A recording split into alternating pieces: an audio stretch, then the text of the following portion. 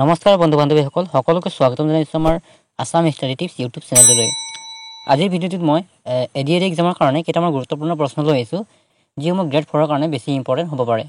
বলক ভিডিঅ'টো আৰম্ভ কৰোঁ।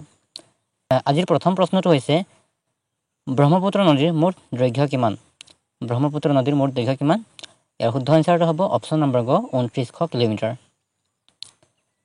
২ নম্বৰ প্ৰশ্নটো হৈছে ভাৰতত ব্ৰহ্মপুত্ৰ নদীৰ মুঠ দৈৰ্ঘ্য কিমান? ভাৰতত ব্ৰহ্মপুত্ৰ নদীৰ মুঠ দৈৰ্ঘ্য হৈছে ৯১৬ কিলোমিটাৰ। ভাৰতত বৰাক নদীৰ মুঠ দৈৰ্ঘ্য কিমান? ভাৰতত বৰাক নদীৰ মুঠ দৈৰ্ঘ্য হৈছে ৫৬৪ কিলোমিটাৰ। অসমৰ মুঠ অঞ্চলৰ কিমান শতাংশ বনাঞ্চল? অসমৰ মুঠ অঞ্চলৰ কিমান শতাংশ বনাঞ্চল আছে?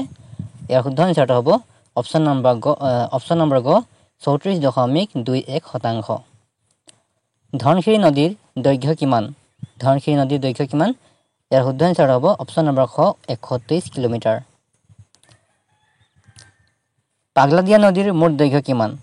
পাগলাদিয়া নদীৰ মুঠ দৈৰ্ঘ্য হৈছে ১৯৭ কিলোমিটাৰ। অপশ্যন নম্বৰ গ। বৰাক কোনখন জিলাৰ নদী? বৰাক কোনখন জিলাৰ নদী? ইয়াৰ শুদ্ধ এনচাৰটো হ'ব অপশ্যন নম্বৰ ঘ কাছাৰ। বিশ্বৰ ভিতৰত দীৰ্ঘতম নদীৰ ভিতৰত ব্ৰহ্মপুত্ৰৰ স্থান কিমান?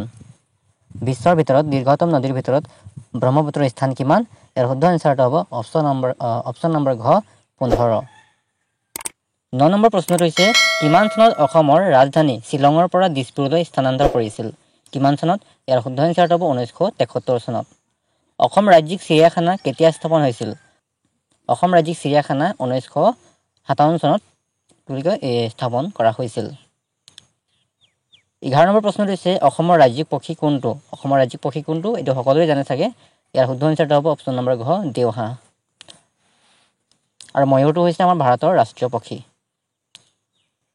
অসমত গড় দিৱস কোনদিনা পালন কৰা হয়? অসমত গড় দিৱস কেতিয়া পালন কৰা হয় বা কোনদিনাখন পালন কৰা হয়? ইয়াৰ শুদ্ধ এনচাৰটো হ'ব অপশ্যন নম্বৰ গ ২২ ছেপ্টেম্বৰ।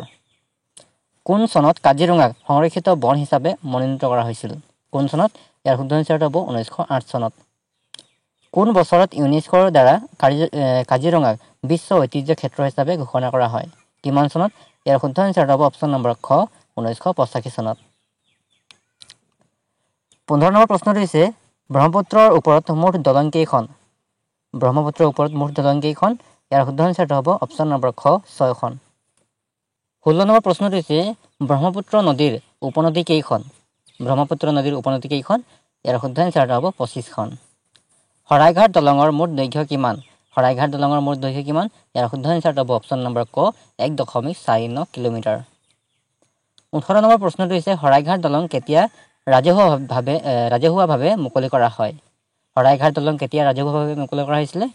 ইয়াৰ শুদ্ধ এনচাৰটো হ'ব অপশ্যন নম্বৰ ঘ ৭ জুন ১৯৬৩ চনত। কলীয়াভোমোৰা দলঙৰ মুঠ দৈৰ্ঘ্য কিমান? কলীয়াভোমোৰা দলঙৰ মুঠ দৈৰ্ঘ্য কিমান? ইয়াৰ শুদ্ধ এনচাৰটো হ'ব অপশ্যন নম্বৰ ক ৩.০১৫ কিলোমিটাৰ। আজি আমাৰ শেষৰটো প্ৰশ্ন হৈছে যে ধলাশদিয়া দলঙৰ মুঠ দৈৰ্ঘ্য কিমান? ধলাশদিয়া দলঙৰ মুঠ দৈৰ্ঘ্য কিমান?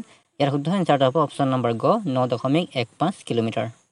ইমানেই আছিলে আজিৰ ভিডিঅ'টিত। গতিকে ভিডিঅ'টো যদি ভাল পালে তেনেহ'লে লাইক কৰি দিব আৰু যদি চেনেলটো নতুনকৈ ভিজিট কৰিছে তেনেহ'লে চেনেলটো ছাবস্ক্ৰাইব কৰি দিব। আজিলৈ ইমানে। Take care and bye bye. Thank U.